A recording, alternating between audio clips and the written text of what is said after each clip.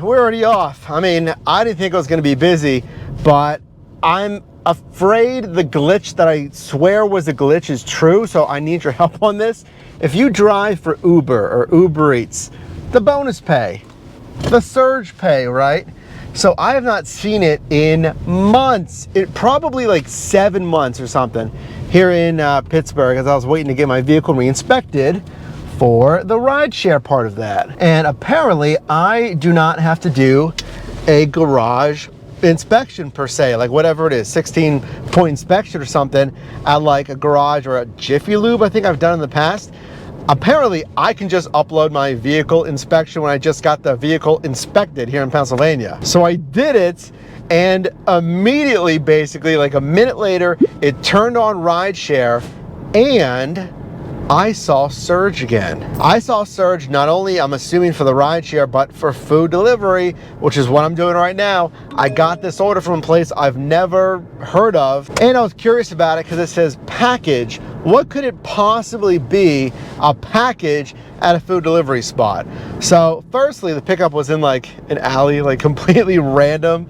It's a virtual kitchen, okay? I think it was a catering company and this is their virtual kitchen. Well, no surprise, it wasn't actually a package. It was just like a regular food order. See, I knew this was gonna happen. I knew it. I'm never over here really in the North Shore. And I got something for $6.12 for 15.4 miles. You can't really see it. Not good. But let me tell you something else that I noticed that I had a feeling was going to happen. That the surge that I did see was just for rideshare. Look at what I did here. Simple experiment.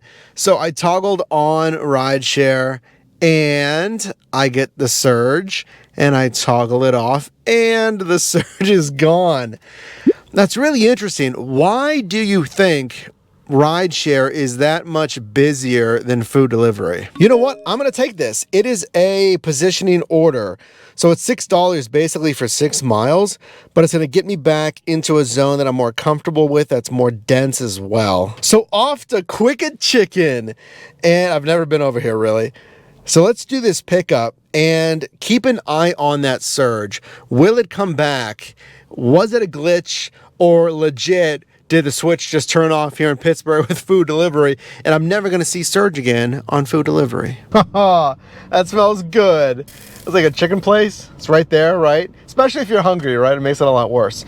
So to review, quiz for you, I took this order. It was like $6 for 6 miles. Not an excellent dollars to mile ratio. I took this because it's a positioning order. Remember, comment down below, what is a positioning order? A positioning order is basically just like it sounds. You're taking it to reposition. Because think about it, you're going to have to reposition anyway. You're either going to get forced to reposition, like you'll get carried away even further, and then you're like, well, I got to get back like close to home eventually, or you can, well, you can empty mile it. You can just drive back and have just empty commuting miles. That's not ideal. Ideally, you want those business miles. You get the deduction. Those are, again, business. By the way, we updated our earnings tracking spreadsheet at yourdriveformind.com. Click on resources. Those spreadsheets, it helps you track your numbers, your earnings, your miles, and now it has updated visual charts. So pick that up at yourdriveformind.com. 24 hours left of the current price. But I know anytime I happen to get pulled away because an order is really high paying, whatever it is, that I always want to ping pong orders, and I'm just ping ponging like order after order with this positioning order. So my next ones after this, it can be constant. Ideally, what we always want, high pay, low miles. Maybe it's just me, but how nervous do you get when you have to make a delivery down a one-way alley and you know there's like no parking, so you know your vehicle has to be like in the middle of the alley?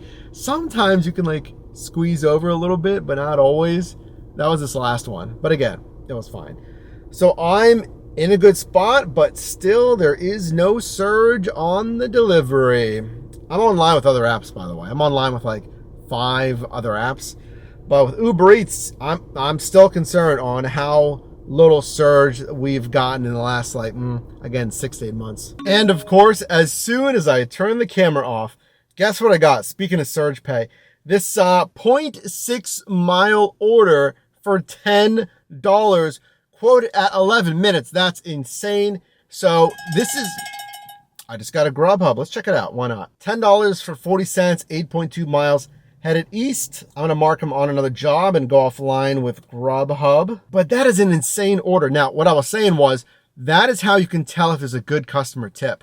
Like on DoorDash and maybe even Uber Eats, but I think more so on DoorDash. You might not see the whole tip for whatever reason. Here, it says $10 includes expected customer tip on Uber Eats. So I know for 0.6 miles, that is basically majority customer tip. That is very good. That is a gimme. Thank you, Uber Eats. Let's answer that question together. What can you do if it's busy? Okay, if it's dead, if you think you're in a good zone, what can you do? Number one, you can turn it in and go home. I've done that. So some of these shifts, they're not going to be good shifts. They're just going to be completely dead. Day of the week, time of day, just whatever reason, okay? So think about that. Because you should be multi-apping already. That's being active and online with different apps at the same time so you can select the best order for you. Another thing you can do that's kind of just like a superstitious thing, so let me know if it's just me, but I feel like if you're in a good spot, like it should be a good spot if you're just not getting orders. I feel like if you sit in one place for too long, it just kind of stagnates versus literally, like if you drive a block away, or if I'm driving a block and a half away, then I feel like sometimes it can kind of jog the app and you get something. Completely superstitious.